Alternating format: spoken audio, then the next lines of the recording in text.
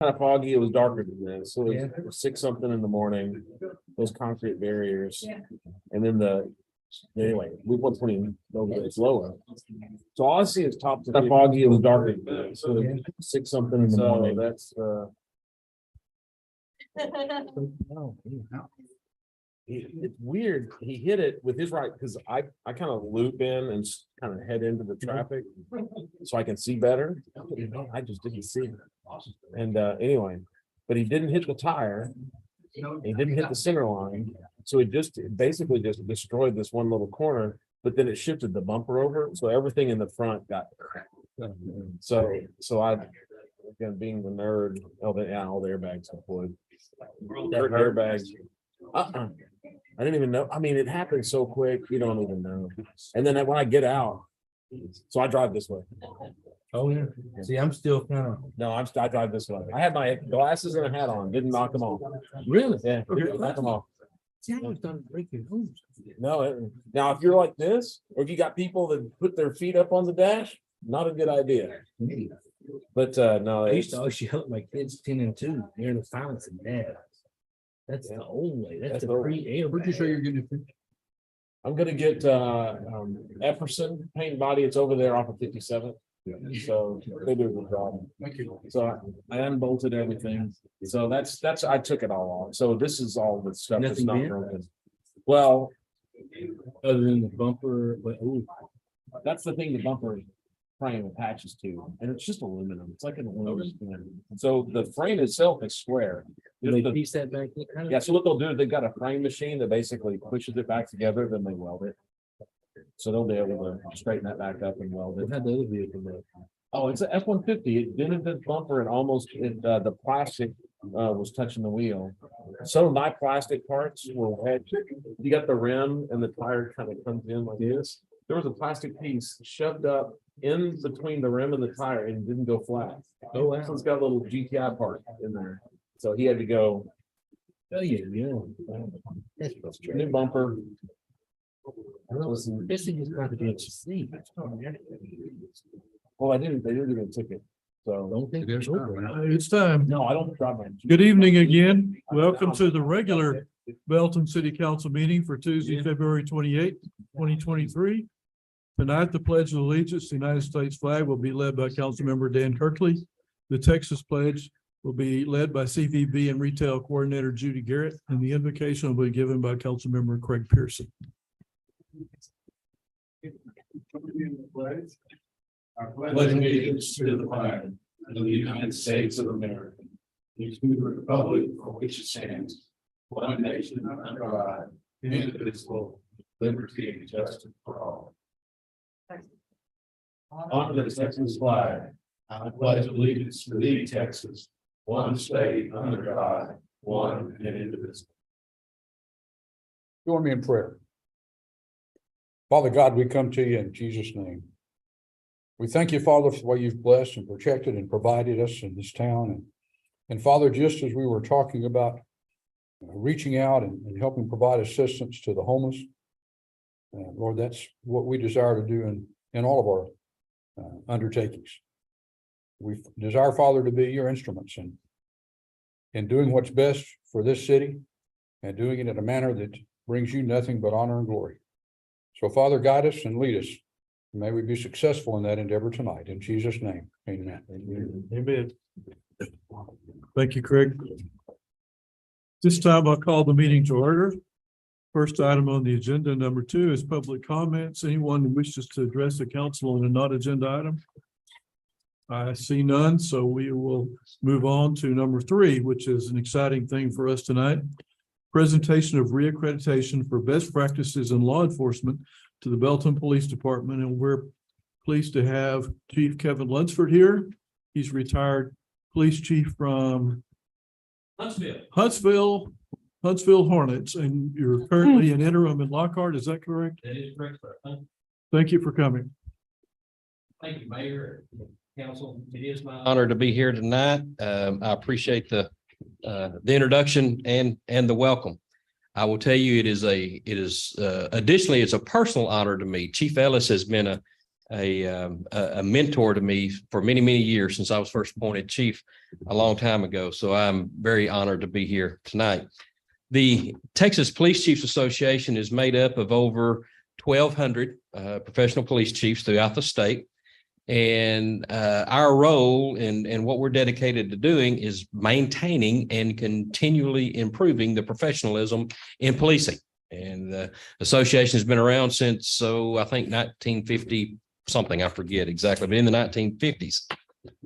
I'm here tonight to present the Belton Police Department with a certificate of reaccreditation for continuing to maintain their compliance with best business practices for Texas law enforcement for, if my numbers are right, I believe for the past 12 years. And that's absolutely outstanding. A number of years ago, the association developed an accreditation program for Texas law enforcement. And of course, we're all familiar with various forms of accreditations for schools and universities and hospitals and things along that line. And they're all programs of professional excellence, and they require proofs of compliance to a number of professional standards. And ours is just like that. It is a voluntary program, and agencies have to prove compliance with 173 different standards based on Texas law, Texas court decisions, contemporary court decisions and best practices, etc. Everything from use of force and protection of individuals' rights, vehicle pursuits, property and evidence management, patrol, investigative procedures, just to name a few. This program has become the new gold standard for professional law enforcement in Texas. And there are agencies all across the state right now. I believe we have 50 agencies that are currently in the process right now trying to attain this.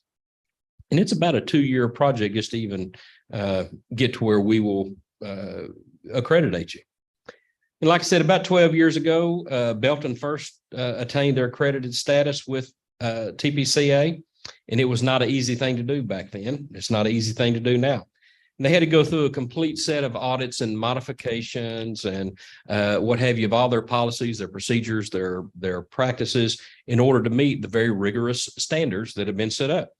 And since that time, they were originally accredited, and then they have to submit annual reports that are strictly reviewed and scrutinized every year for 3 years. And then on the 4th year, trained assessors who are chiefs and commanders from across the state, from other parts of the state, they won't send anybody that's from right around here, come and they visit for several days here in your community with this agency. And they physically check every policy, every practice, every procedure to ensure compliance. And we just finished that on-site assessment here not long ago, where these chiefs came and spent several days here.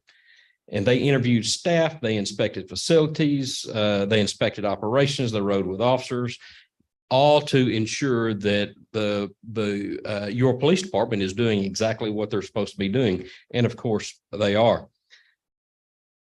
They put all that into an official report, and that is sent to the accreditation board. And the board currently has 9 police chiefs from across Texas that sit on that. They review it, they review the assessment, they vote on it. And of course, they voted to award, once again, accredited status to Belton Police Department. And I'm very happy to announce that that was a unanimous vote. During this process, as I said, they continually prove that they are meeting these best practices and these standards. And when we think about it like this, there are over, it's hard to give you an exact number, but there are over 2,500 law enforcement agencies in the state of Texas.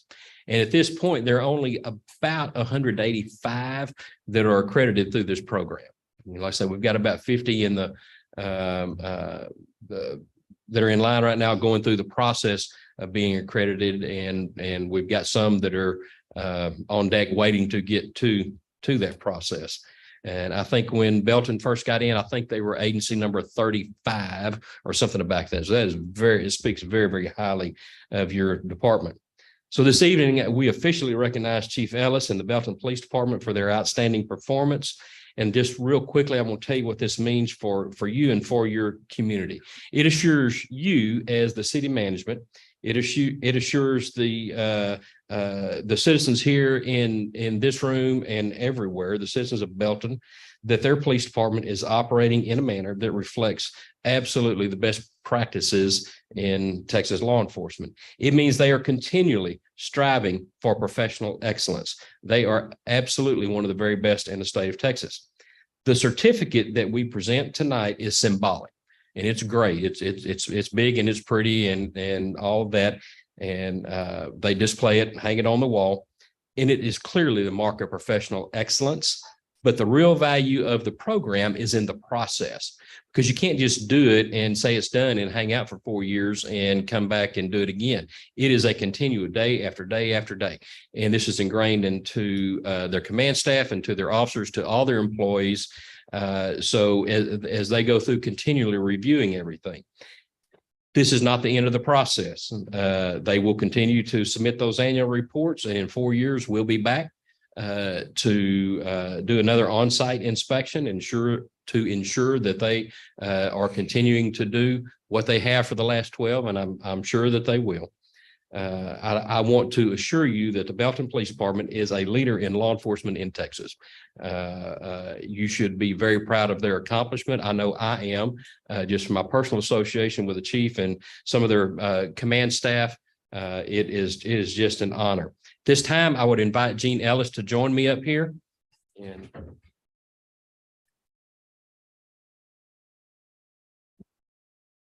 we had their certificate pre-staged. I'm going to read this to you if you don't mind. Texas Police Chiefs Association Foundation.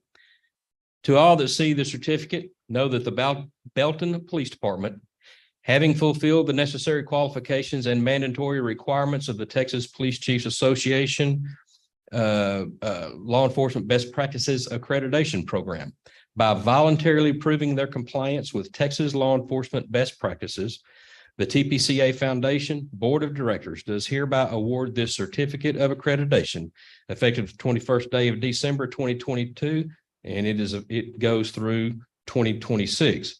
Signed by the foundation chairperson, Barbara Childress, and by the accreditation president, Scott Rubin, Chief Scott Rubin.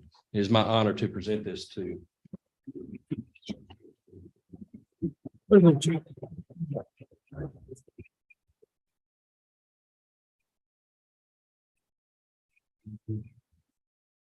Get our staff up here real quick, while they're coming up, Mayor and Council, I want to recognize it's a team effort. And these folks in here, Candace led us, she was the cheerleader on this thing and made sure we stayed lockstep, because we did our own assessment before they ever arrived. We spent most of 2022 getting ready for it. And everywhere from Deputy Chief Berg to the captains and lieutenants, and then throughout the organization, we live and breathe and bleed the professionalism, excellence that this program instills. And then real quick, I want to say special thanks to my friend Kevin. I actually went to Huntsville when he first got his accreditation and presented to his agency. So good friend and a great professional to model after in this. And he doesn't understand retirement. He's playing this interim game. So I'll figure it out.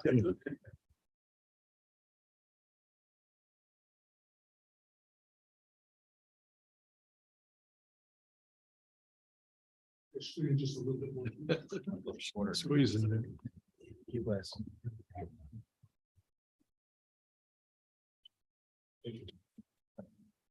Thank you so much for coming, Chief Lunsford. We are extremely proud of Chief Ellis and the entire Belton Police Department. We appreciate your coming to present the award tonight.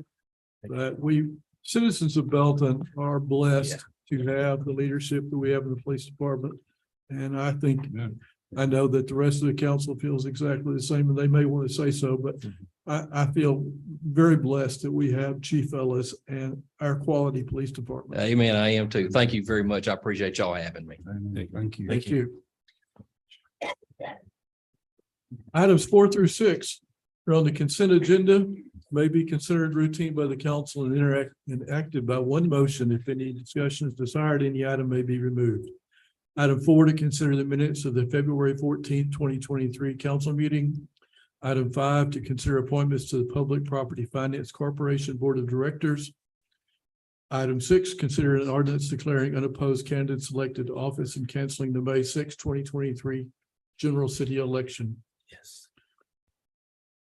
I move that we accept items 4 through 6 as presented, if you don't mind reading the names of who we nominated. Yes. That was just looking at Amy, and the persons, Daniel Bucher and Stephanie O'Banion, are the two new folks appointed to that body. And appreciate your serving there, Daniel. No, anything to dilute that dollar a little more, you know? We have a motion and second. All those in favor of items 4 through 6 being enacted, please say aye. Aye. Any opposed? Those items are enacted.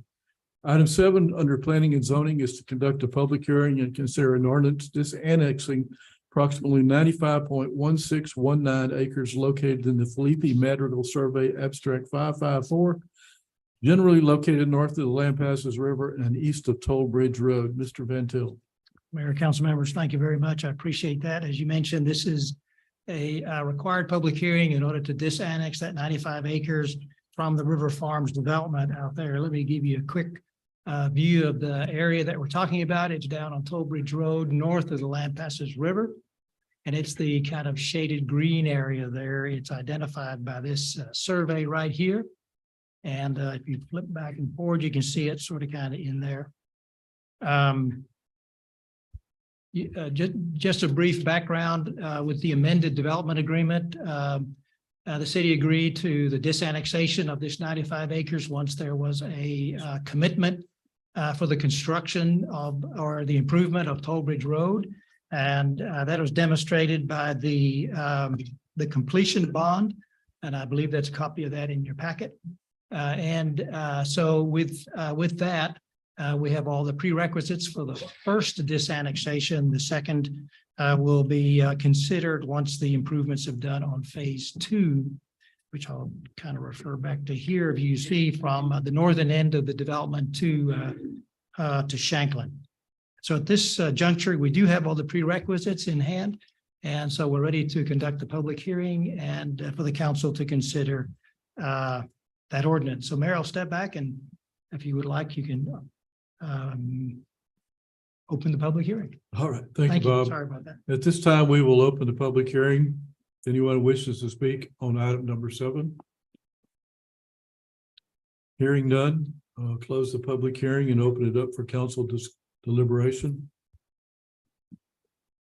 Glad the project's moving forward. I recommend we approve agenda item number 7. Second. Have a motion and a second. All those in favor, please say aye. Aye. Any opposed? Hearing none, item 7 passes unanimously. Thank you, Bob. Item number 8, to hold a public hearing and consider a zoning change from planned development mixed-use retail to amended planned development multiple family for approximately 0.80 acres located at 816 West Avenue D, described as Block 1, Lot 12 of the Richardson Addition, located at the corner of Avenue D and Mitchell Street. Ms. Moore. Thank you, Mr. Mayor. Good evening, everyone. This property is located, as you said, off of Avenue D on the south side of Avenue D and is just east of Mitchell Street. Here's a zoomed in look at the property. As you can see, they have already started some of the site development for the parking in this area. But again, that property is right next to the convenience store off of Mitchell and West Avenue D. The zoning for this property is planned development retail, which allows for a mixed use development. There are 14 apartment complexes that's currently approved over here and some retail construction at a ground floor. Adjacent properties are zoned neighborhood service for the convenience store, single family 3 for the residential neighborhood that's adjacent to it. And the rest of the properties east and north of this is zoned single family 2 with a CR overlay. The future land use map identifies this area for retail and medium density residential. The applicant previously received the approval for a zoning change to change this to planned development retail. And as part of that planned development retail, allow for, again, 14 units to be apartments and retail at one of the buildings, the 4th building. And I will show you a site plan really quickly. There are 4 buildings on this property. This fourth one that's closest to Avenue D. The top floor is for 2 apartments and the bottom floor is for, I believe, 4 or 5 retail spaces. What the applicant is requesting is to change that one building instead of the retail spaces into multifamily apartments. That will also be a 4-plex with 4 apartment buildings. I'm sorry, 4 apartments units. Okay. So While we go, total number of dwelling units on that property would be 16 with the zoning change. and how many parking spaces? I believe that would be coming up. That is 34, I Okay. believe, parking spaces. Just, I was looking at the picture, it didn't quite look that many. It is. There's parking up here. There's a lot of parking throughout the subdivision. This plat was actually, the site plan was reviewed back in 2017. And it met the requirements at that time. All right, so here's a proposed elevation of the apartment complex, the brick exterior in the front and the sides. The rear exterior will have hardy plank. With previous conditions, there were conditions for the windows on the rear to be a transom size type window on the upper floor. And also there was some balconies that were proposed at the rear that was eliminated with the previous zoning requirements. So we'll have a copy of all of those requirements at the end with the requirements. For allowable land use, the proposed zoning would be allowed based on the proposed site plan. Area setback requirements, it meets the minimum lot size. Setbacks for this property is front setback of 25 and from previous zone approval, they have a side and rear yard setback of 5 feet.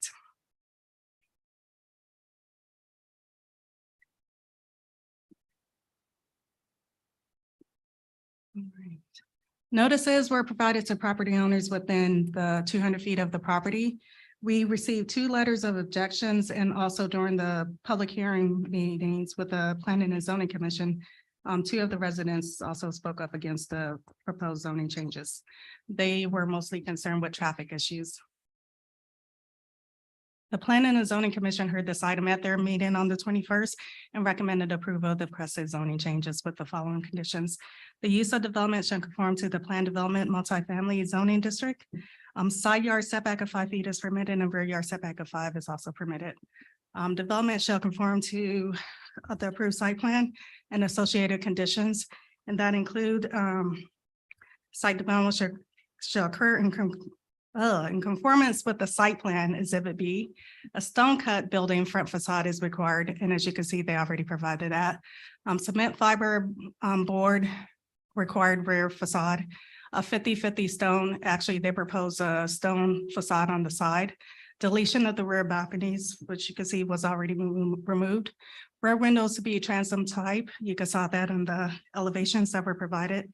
A site plan should identify the dumpster location. That I did not see, but I will talk to the applicant about that. We can change to a different type of dumpsters. Instead of dumpsters, they might have, they might have single type, residential type of containers for the apartment complex. 8 canopy trees shall be added to the landscape plans. The landscape plans were previously approved. 36 shrubs were also added at the front of West Avenue D. Exterior down lights are required. Engineering drainage plans were already submitted in for the drainage improvements along Mitchell and West Avenue D. With that, that concludes my presentation. The applicant is here. Should you have any questions for him? Okay, thank you, Tina. This time we'll open the public hearing on item number 8. Does anyone wish to speak to that item? If not, we'll close the public hearing and open it up for council consideration. Can you help me understand a little better exactly what we're rezoning? Sure. What was previously approved was for retail to go into one of the buildings. And again, that was for building. Let me get back to the site plan. That was for the front building over Okay. here to allow for the bottom floor to be retail and the upper floor to be an apartment. The So- applicant is eliminating the retail spaces and adding 2 apartments. And so the previous buildings were already approved with, for 2-story, 5-foot setback, all that stuff's already been in place? Correct. Yes, sir. Wow. Was the neighborhood behind them when that was approved? They were. And most of the conditions that I read were from the neighborhood objections, and the applicant was able to work with the neighbors to come up with some of those requirements. This all happened in 2009 when it was originally approved. What year? 2009. Any other questions or comments about item What's the parking requirement per unit? 2 parking spaces per unit because it includes 2-bedroom apartments.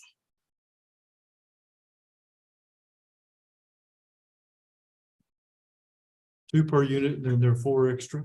Is that? Or 2 extra. 2 extra. So. That's not. much. Well, I think we could probably debate the wisdom of having 5-foot setbacks. With a 2-story looking into backyards of others. I see that, and that's not what's on the table. So since all we're doing is changing 2 units downstairs from retail to residential, I would make a motion that we approve the planned development mixed use or multifamily for the 0.8 acres. Second.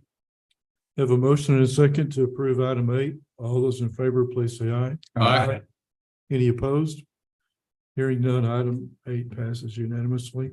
Thanks, Steve. Item 9 is to hold a public hearing and consider a zoning change from planned development mixed use with a specific use permit for bail bond PD mixed use with SUP for bail bond to an amended planned development on approximately 5.087 acres located at 2450 Piazza Drive to allow the construction of townhomes located west of Shanklin Road and south of Auction Barn Road. Thank you, Mr. Mayor. This property is at the southwest corner of Loop 121 and Auction Barn. It's just south of the former memory care building location. Here's a zoomed in look. As you can see, it has not been developed. It's currently vacant. The surrounding zonings for this includes unincorporated lots just to the east of this property or west of this property. To the east is the county complex, which is zone plan development commercial highway. To the north and to the south is agricultural land. The property is currently zone PD with a mixed use. That allows for neighborhood services, retail, office 1, office 2, assisted living and skilled nursing facilities, multiple family patio homes, and bail bond operation on the current use. The future land use map identified this area for commercial use, and it also has a lifestyle overlay. The lifestyle overlay is appropriate for retail, restaurants, dense residential, and neighborhood services. The applicant submitted this request to amend the existing PD to allow for townhomes to be constructed. So what is being proposed is 48 units. That includes 8 clusters, and there are 6 units in each of the clusters.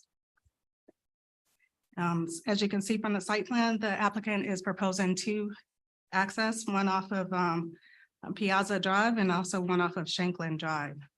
The lot sizes varies. They're all 25 feet wide, and the depth of them ranges from 115 to 125 where the bigger lots are. And that meets our minimum requirements, which is 25 and a depth of 90. The 6 cluster units are approximately 140 feet wide. Our maximum that's allowed for townhomes is 300, so it meets that requirements as well. For the setback, they are proposing a 20-foot front and rear yard setback, and that meets the requirements for the townhomes that's been adopted. Here is an elevation that's being proposed. They're similar to what is currently under construction at Royal Heights off of North Loop 121. They'll have a hardy plank facade, and there are some brick overlays by the garage entrance. For the land use, what is being proposed would limit the use of this property to townhomes, and the area meets the minimum requirements. For parking, what's required is 4 parking spaces per unit, 2 covered and 2 uncovered, and they're meeting that requirement, and that includes 192 parking spaces. The applicant has a combination of private spaces, two-car garage. The end units have a one-car garage, and then they're also proposing some HOA controlled areas. So these are covered parking spaces in the front. This is uncovered, another uncovered, and the one by the hammerheads are also uncovered.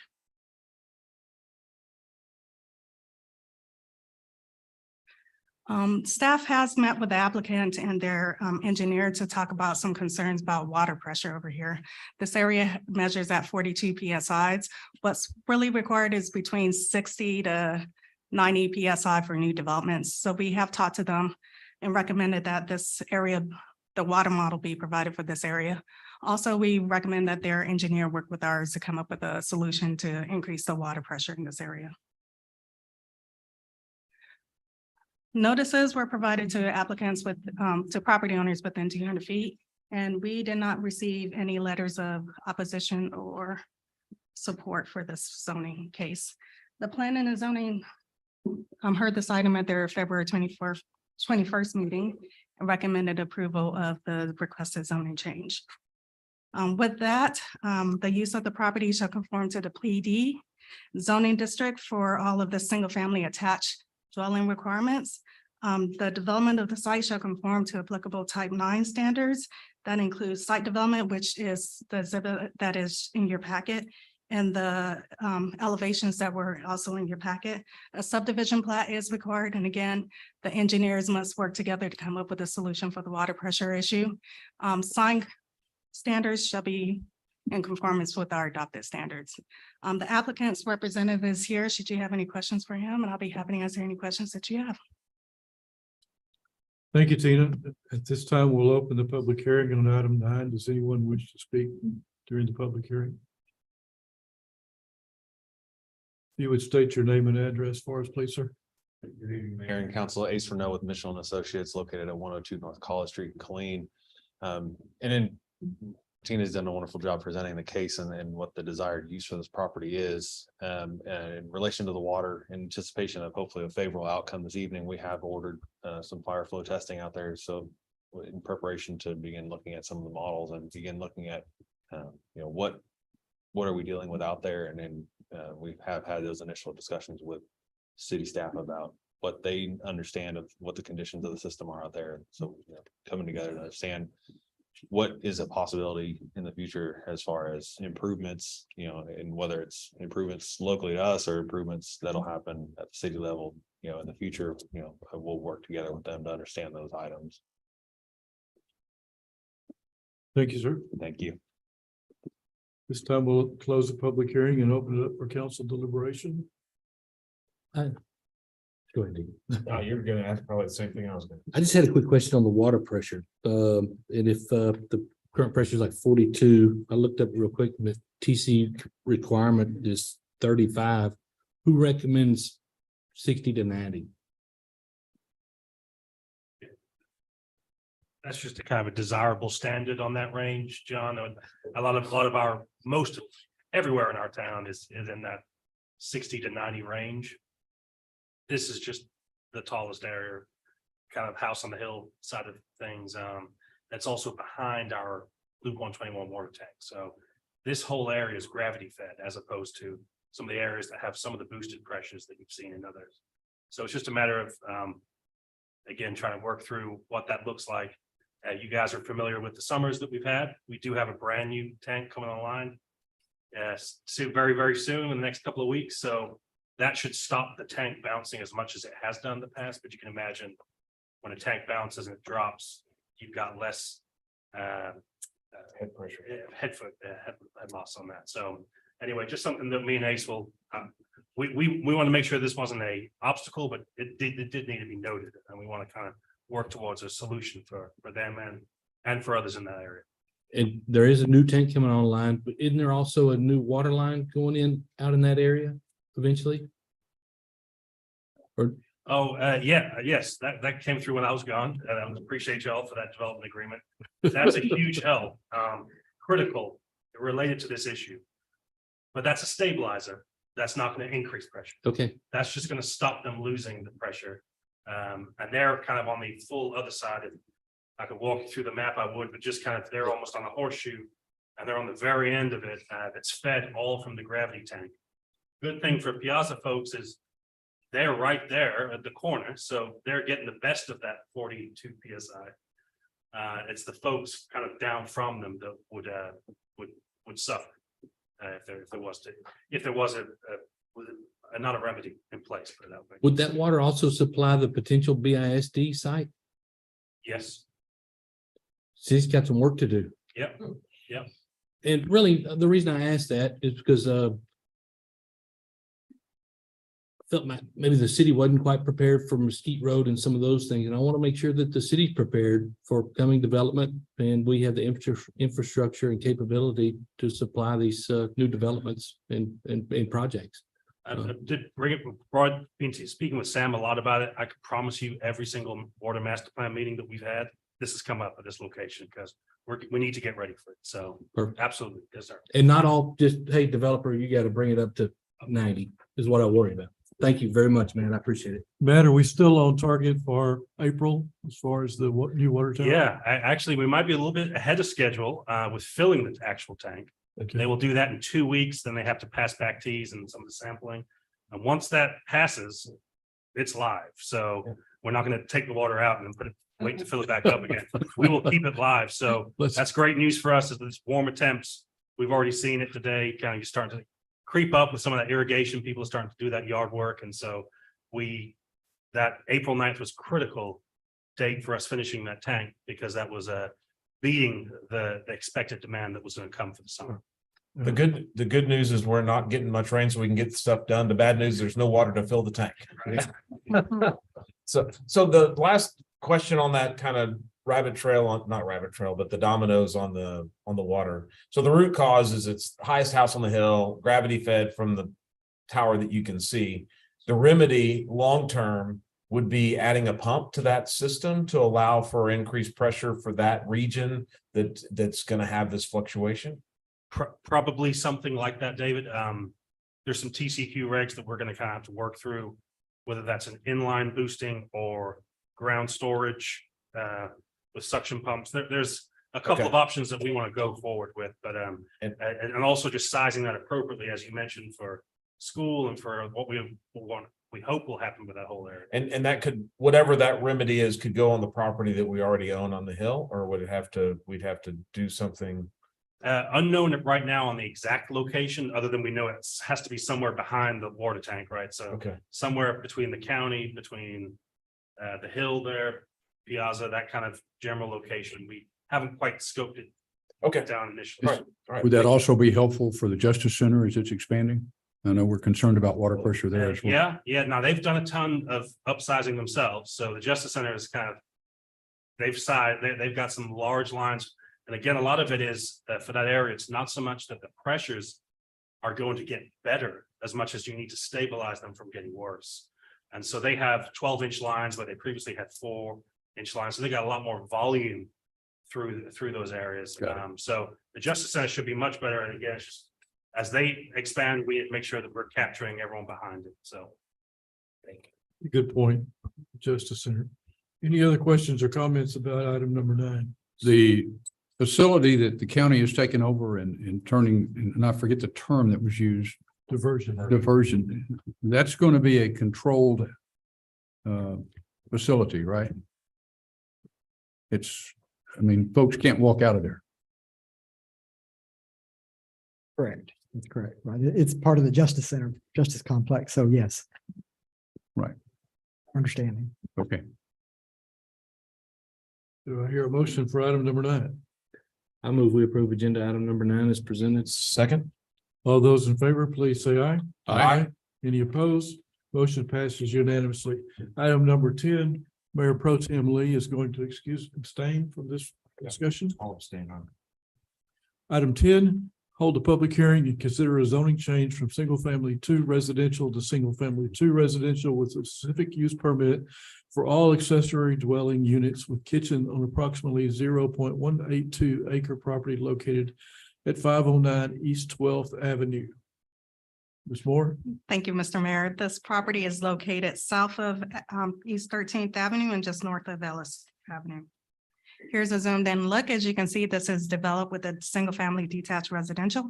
And also at the rear of the property, there is a detached garage that's currently there. This property is zoned single family 2, and the surrounding properties are also zoned single family 2 and single family 3. This property was recently zoned to 2-family, if you may recall from our last meetings.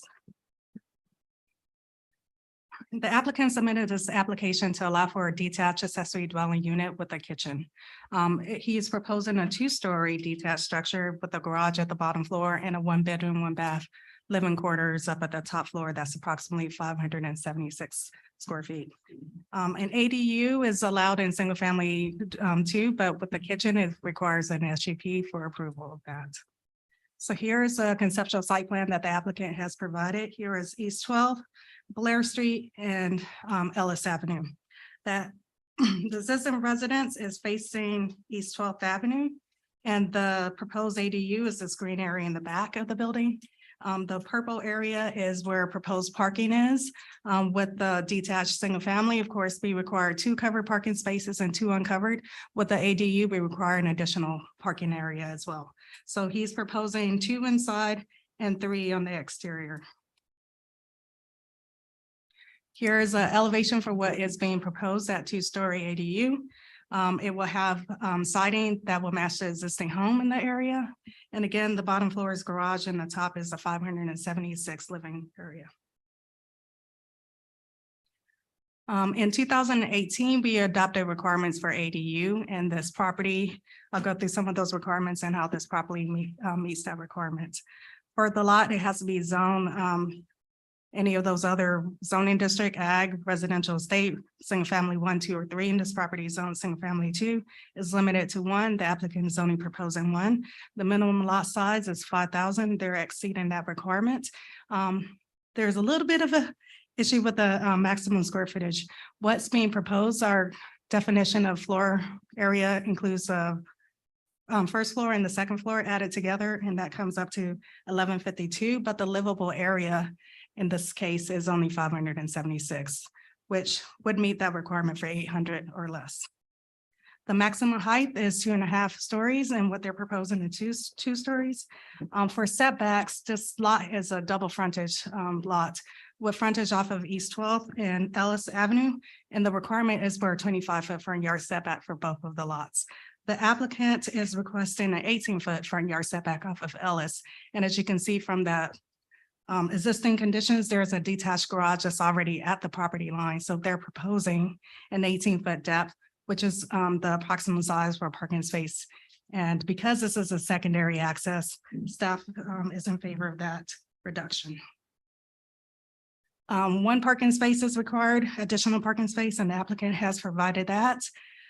Proposed coverage can't exceed 60%, and they're only proposing 21% coverage with the existing house and the ADU. For materials should be compatible with the main building, and again, the material is compatible. The lot should be platted, and this was platted, OP Carpenter. Water and sewers must be shared with the main house, and the ADU cannot be sold separately from the main dwelling. For an SUP for consideration, the use of the lots should be harmonious and compatible with the surrounding existing uses. ADUs are allowed in single family 2. And it's very common for them to have a kitchen in them. So they're not proposing anything that is unusual.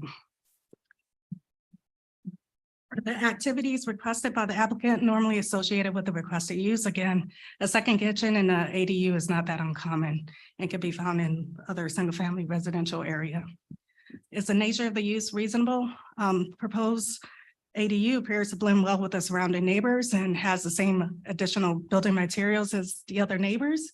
Has any impacts on the surrounding areas been mitigated? We don't see any apparent impacts for this ADU. Notices were provided to property owners within 200 feet of the property, and we received no letters of opposition or support.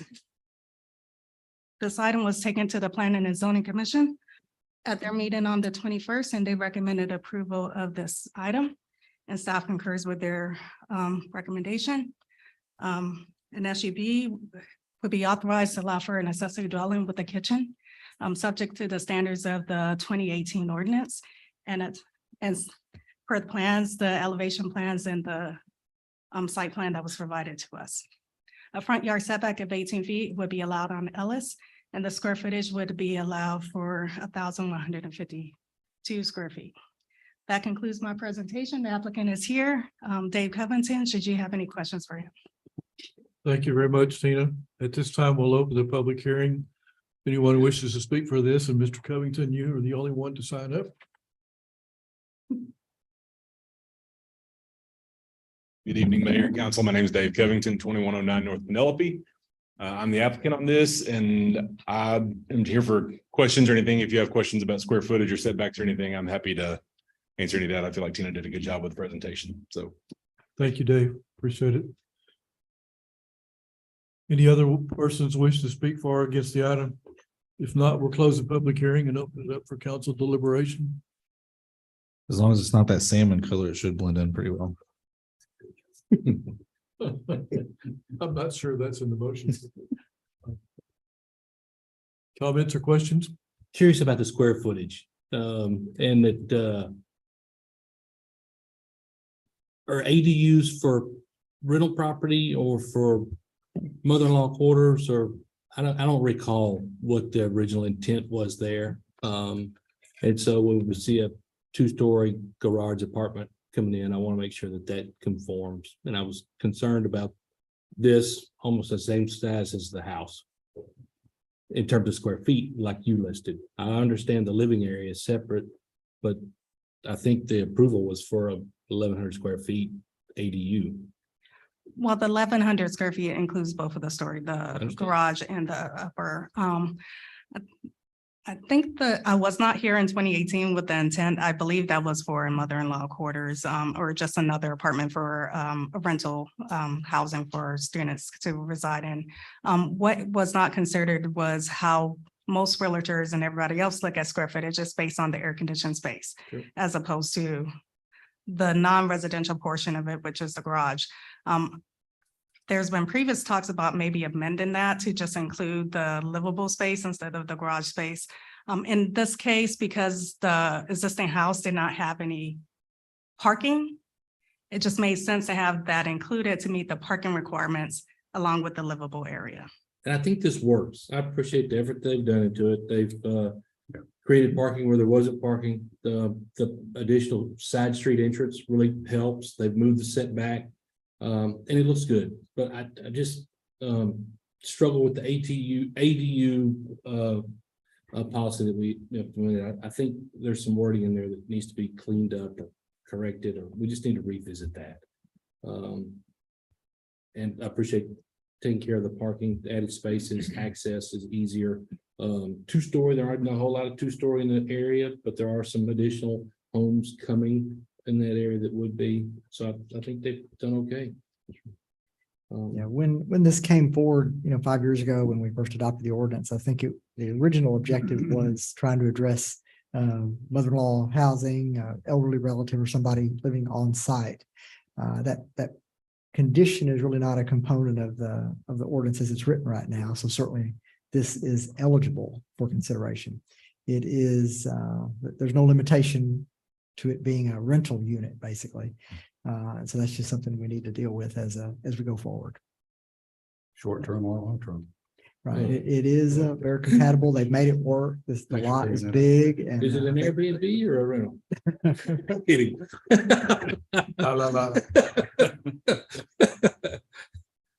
I appreciate you addressing the parking issue, because the more I drive around in some of the residential areas, the more frustrated I get with parking. It's just I don't know how many people are living in some of these houses, but there's a lot of vehicles out there on some of our houses, even in North Belton and Central Belton and this. And so I appreciate you working on that issue. I think in the case of the townhouse project that you saw earlier, and in this case, staff is really trying to address the concern about parking and trying to ensure the parking is on site as opposed to relying on street parking. Yeah, when you look at Google Maps, there's actually a car on the street at the residence, so I don't think they had adequate parking, and appreciate you handling that. Yeah. Any other questions or comments on item 10? Hey, I move we approve agenda item number 10, unless anybody else had some comments. Sorry. Second. I have a motion and a second to approve item number 10. All those in favor, please say aye. Aye. Any opposed? Motion passes unanimously with one abstention. So it's 5-1, 5-0. No ties. All right. Last item on the agenda for tonight, presentation of the Belton Police Department annual report and racial profiling report. Chief Ellis. Good evening, Mayor and Council. Appreciate this opportunity to come to you and tell you a little bit about the activity of the Belton Police Department in 2022 with our annual report, which will also include our racial profiling report required by law as we do each year around this time.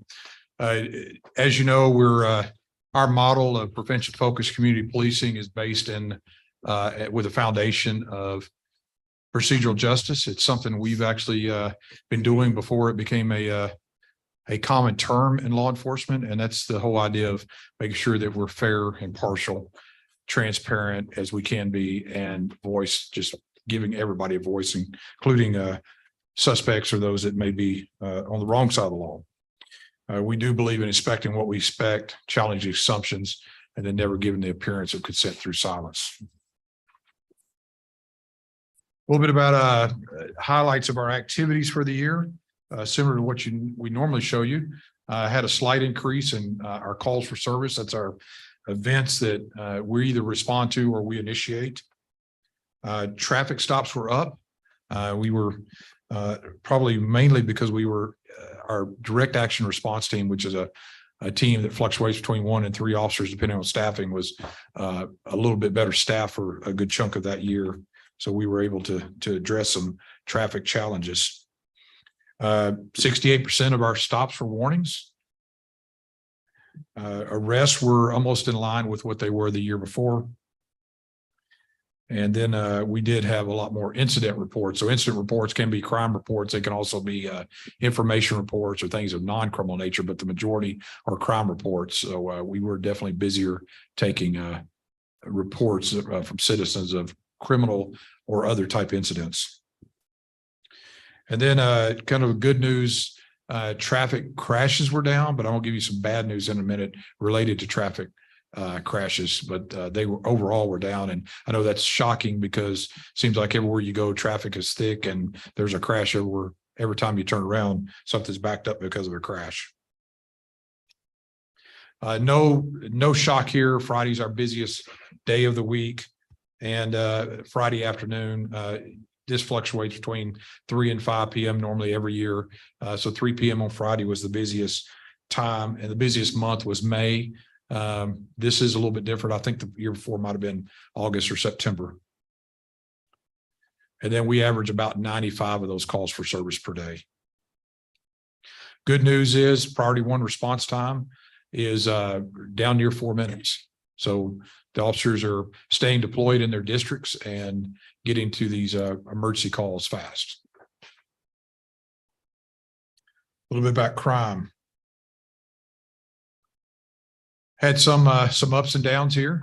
Some of the categories that you see are down, and unfortunately, we saw the most murders in a year, murder incidents. I think we've had more than 3 people killed in a year in the history of the department, but the most individual incidents in 3 very, very tragic incidents. Overall, our major crimes were up nearly 7%. Now, to put this in perspective, we were down 14% last year, and in 2020 we were up 22%. That was the year when, during the pandemic, we struggled to be able to put people in jail because the jail was closed so much, and just kind of that everything we dealt with through the pandemic. So this, even though we're up this year, it is lower numbers than what we had in 2020. Good news.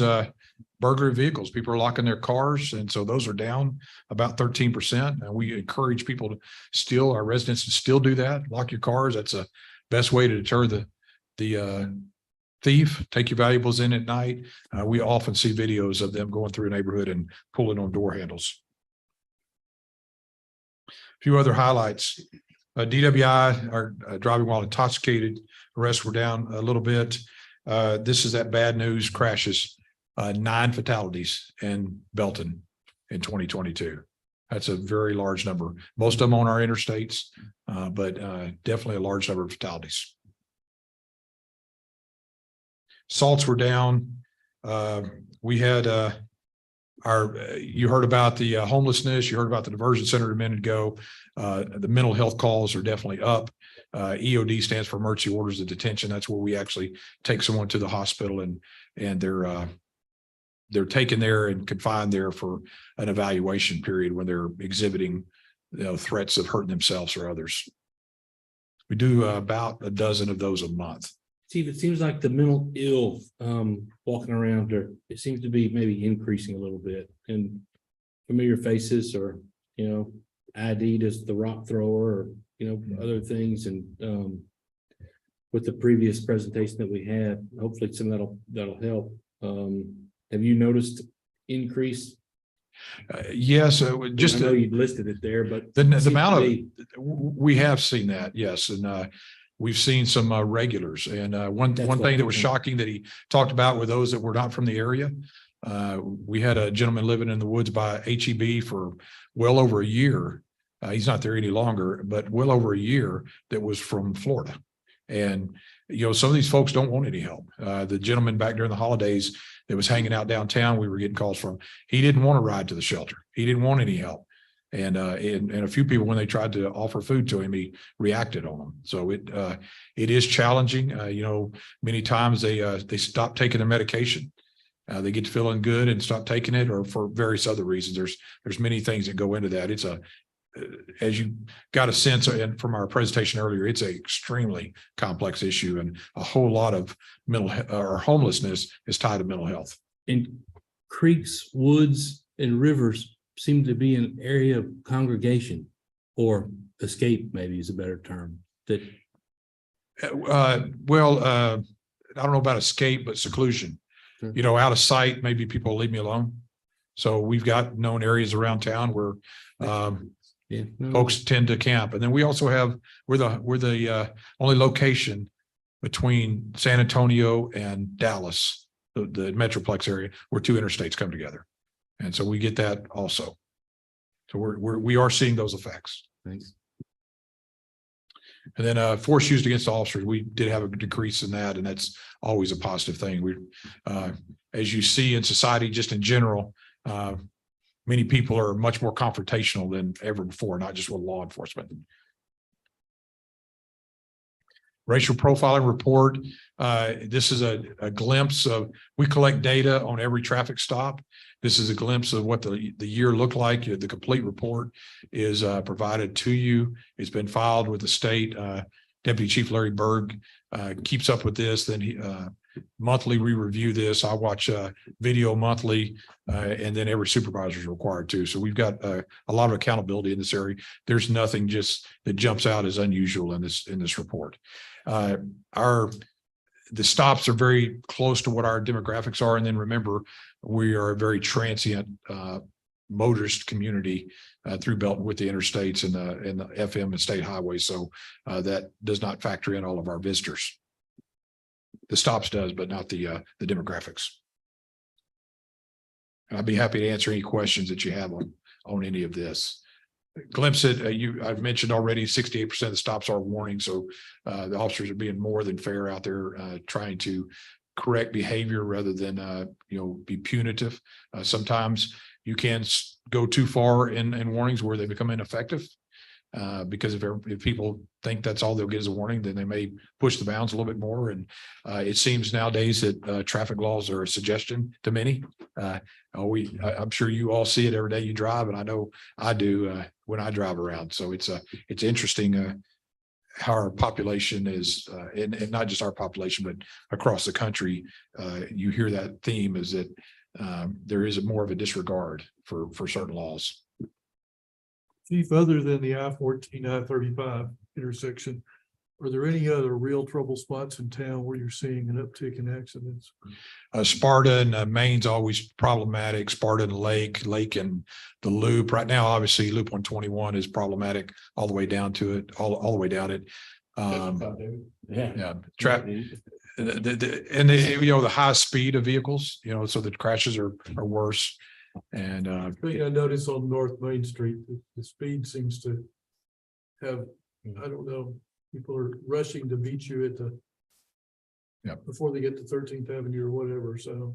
many are in a hurry for whatever reason. They're in a hurry. Everybody's in a hurry and then they wind up waiting at the stoplight anyway. And then we do enforce it the best we can, but trying to be everywhere is a challenge at times. And then answer those 34,000 calls for service. Understand. So kind of back on the accidents, what about cell phone use? I mean, do we track that at all? Is there? I don't know. So, okay. Very, very tough. It's a hard thing to enforce. People can do everything on their cell phone except text. They can search their music, they can look up their maps, all those sort of things are permissible. The way the law is written, you cannot text and drive. But you can hold your phone and talk? Unless you're in a school zone. So if they're holding their phone, okay. Yeah, so that's if you actually see them holding their phone in a way it looks like they're texting or something in school zone, that's a little easier to enforce if you happen to see it. And you're in the right place, right time. But as you know, I tell you, I see a lot more violations when I'm driving in an unmarked vehicle than I would if I was driving in a marked one. Well, I would say from just my unofficial poll, I'd say 50% of the people are active on their cell phones while driving. Yeah, I wouldn't disagree with that. Especially when it's under 50 miles an hour and probably out when they get 70 miles an hour out in the middle of nowhere. But that's anyway, it's just there's quite a bit. There's a lot of areas. distracted driving and sometimes that plays a role. And obviously, if you're involved in one of those type of crashes and you cause a fatality, that's certainly some of the things that are analyzed as part of that investigation. Okay. Because we do a deep dive into a fatality investigation. Okay. And most cars nowadays have the black box in them too, so we can download that data. Okay. And then another part of our services are code compliance, which is code enforcement and animal control. And they handled about 8,700 various code violations. Fortunately, we get voluntary compliance on the majority of them. It's a lot of work. It's time consuming. It just does not happen overnight, getting that compliance. But the team does a great job of working through that and then responding to about 2,800 animal calls during the year. And I learned, anybody know what a lemur is? Yep. There's a lemur loose in Belton right now. Oh, It was at the post office today. Have no idea where it is. So we went from bisons to lemurs. And Smaller anyway. What is it? yeah, it's just it's very interesting what Natalia and Josh deal with on a daily basis. And they deal with some of those animals or critters that most of us would not want to deal with. And with that, I would entertain any of your questions. I do want to thank, I missed mentioning Debbie as well. Debbie Smith is here, our office manager. She certainly keeps us in line and helps us. And Candace puts these great presentations together for me.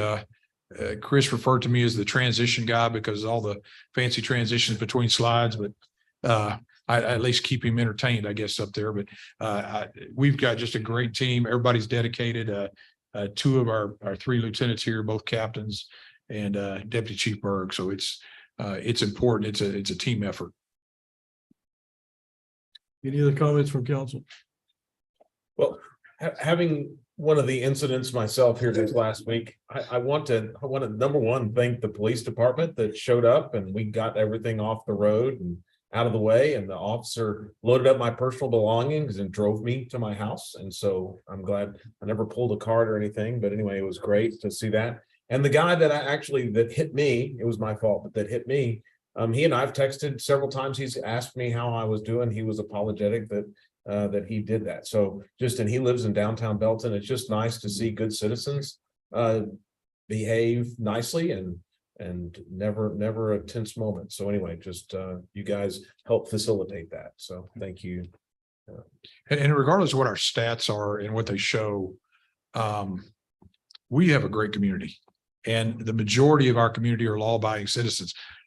We interact with people when they're having their worst day. You know, they've been a victim of crime, wrong end of enforcement action, or witnessed something terrible. And then we deal with the ones that are on that fringe or in the illegal elements. And that, as you saw, was about 1,200 arrests last year. But the majority of the public is law-abiding citizens. Our job is just to help improve the quality of life by addressing the issues that are caused by the other small part. Chief, can you make just a quick comment about, we hear so much on the news about illegal drugs and fentanyl and trafficking, I-35, I-14. Are you seeing a big uptick in that activity? Just in the last couple of months, we've seen quite a bit of fentanyl. We've been seeing methamphetamine heavily for a while, but I'm aware of some incidents and just recently where fentanyl is the suspected items that we've taken off stops. Now, obviously, we send those lab to be tested. It's very dangerous to field test fentanyl. So we have a policy that does not allow field testing of any powder substance or the pills. So they're actually sent to the lab. And so we're waiting lab results on several cases. We've not formally charged, but most of these individuals had other narcotics as well. So yes, fentanyl is a problem. I was at a meeting not too long ago where the deputy director from DPS was speaking, and he said there's been enough fentanyl come across our border to kill every person in the United States more than once. And it is a scary substance. I think just in the last couple of days, there's been 50 million coming across the border. So we can kill everybody in the whole wide world. Anybody else? Council, let me just add my appreciation to the police department. You had the benefit tonight of a bookended presentation, accreditation, continued accreditation and excellence in the police department. And certainly want to extend my appreciation to the department. And then, of course, the annual report, which you received tonight, demonstrates the outstanding police department that we have. We're very, very blessed, as has been said a number of times. And in addition to that, what has not been mentioned is the excellence in customer service that I get the benefit of going to departments across the city twice a month and presenting customer service award, and police department is high on the top of that list. And in fact, Debbie was one of the last recipients just this past month. So appreciate everything the police department does, and we are extremely fortunate and blessed in this community. Certainly second that. And I know Debbie and Candace are both, they don't have on the uniform, but they're vitally important to your Absolutely. operation, and we appreciate them as well. Again, thank you, Chief. I think we told you a while ago how much we appreciate you, but I will say it one more time. We are glad that you're in Belton, and we appreciate your officers and everything. that y'all Absolutely. do. We're honored to serve, all of us. I believe we added a couple of spots at mid-year, did we not, Chief? How's that coming? We've added one. We've got a pending request. We'll talk about it, strategic plan, but yes, we've added one. He's in the academy right now, and he was the one that was one of our dispatchers. So. That being said, there is no further business. We are adjourned. Thank you. Hey, we got a guy who wants to do a profit for us. Yeah. And I was good for some college kids and like, so I'm not gonna mention that to you. No. We've got some extra pots and stuff. If he wants to get salt, yeah, and he can get good crawfish from the crawfish, whatever it is out there at the lake. That guy.